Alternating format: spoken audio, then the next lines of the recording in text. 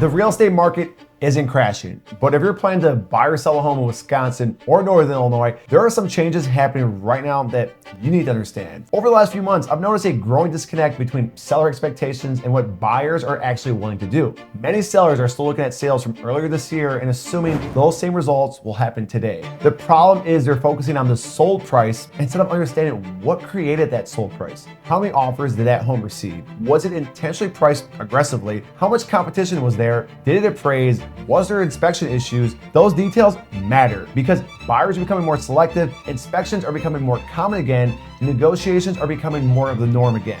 And appraisers are taking a much closer look at values than they were a couple of years ago. The market is still moving, homes are still selling, but the market is becoming less forgiving. And that's exactly why pricing strategy, expectations, and the agent you choose matter more today than it did when almost everything was selling a few years ago. So in this video, I want to break down what I'm seeing in real listing appointments, real negotiations, and real transactions across Wisconsin and Illinois, and what buyers and sellers need to know to stay ahead of this market instead of reacting to it.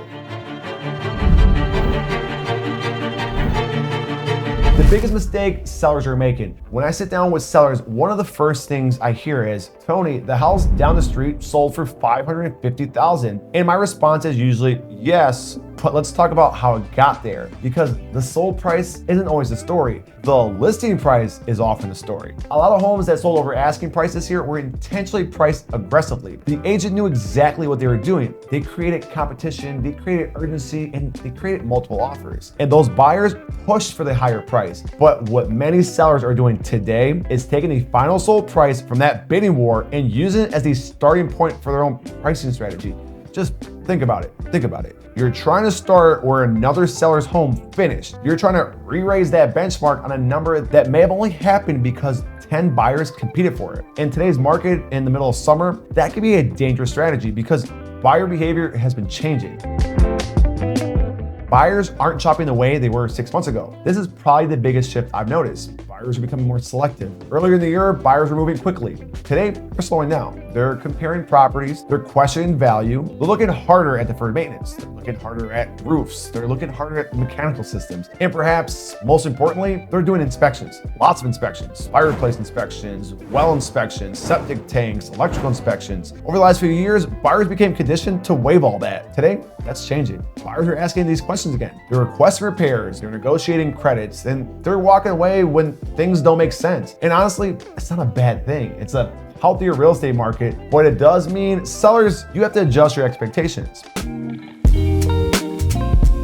The appraisal problem nobody's talking about. Here's another conversation I'm having more this year than I did the last few years combined. Appraisals. I've personally seen more appraisal challenges this year than I've seen in the last 5 years combined. More appraisal shortfalls, more conservative valuations, and more repairs being called out. More scrutiny, and here's why this is important. Even if a buyer is willing to pay a certain price, the lender still has to support it. The appraiser still has to support it in their value. The market still has to support it. So that's why overpricing a home isn't just a marketing problem. It becomes a financing problem. It becomes an appraisal problem, and ultimately it becomes a negotiation problem. And this is where I'm going to say something that might make some people uncomfortable. And I'm sorry, but I'm not sorry. The agent you hire matters more today than it did 2 years ago. In a rapidly appreciating market, mistakes get hidden. Like, let's take it from 2020 to 2023 when interest rates were at a historic low. Homes sold anyway. The market covers up bad advice, the market was covering up poor pricing, and the market was covering up weak negotiation. Today's market in 2026 is different. Today's market exposes weaknesses. That's why the experience matters. Not because someone has been licensed for 20 years, but because they've actually been in the trenches. They've negotiated, they've dealt with appraisal issues, they've navigated inspection disputes, and they've managed price adjustments. They've lived through market cycles. A part-time agent doing a handful of deals a year simply isn't seeing enough of the market to identify these trends, and that becomes obvious, and that's not an attack, it's reality. The conversation most agents are afraid to have. Here's the truth. Many sellers don't hire the agent who tells them the truth. They hire the agent who tells them what they want to hear. I've seen it happen over and over again. I'll be keeping it for a listing. The seller likes me, they trust me, they know I know the market, they've read my Google reviews, they've talked to people and asked about it, and they're like, this guy is solid. But then another agent walks in and says, I think we can get $100,000 more with no facts, just their gut feeling. Suddenly that seller gets excited. But the problem is that number was not based on strategy. It was based on one goal, and that was to secure the listing.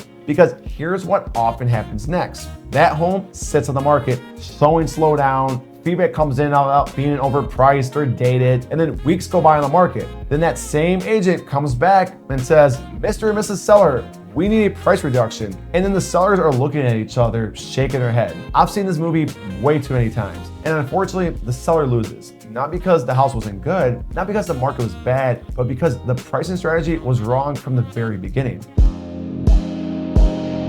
What smart sellers should do right now. If you're selling this summer, stop focusing on the highest sale. Start focusing on the buyer behavior. Ask these questions. How quickly did that home sell down the street? How many offers did it receive? Your agent can give a phone call if he's from that area and you usually get a gauge of interest on it. Also look at the original list price. How much activity did that house generate? How did it position itself against competing inventory? This is the real story. The best sellers today are not chasing the market. They're positioning themselves ahead of it. And those are the homes creating momentum. Those are the homes that maximize their net proceeds.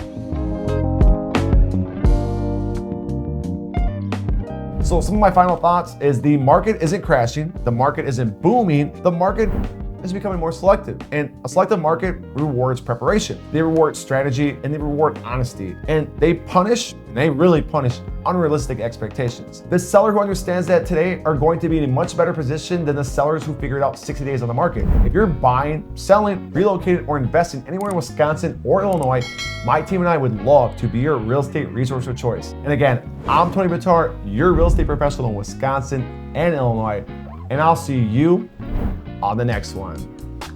All right, let's go sell some houses, guys.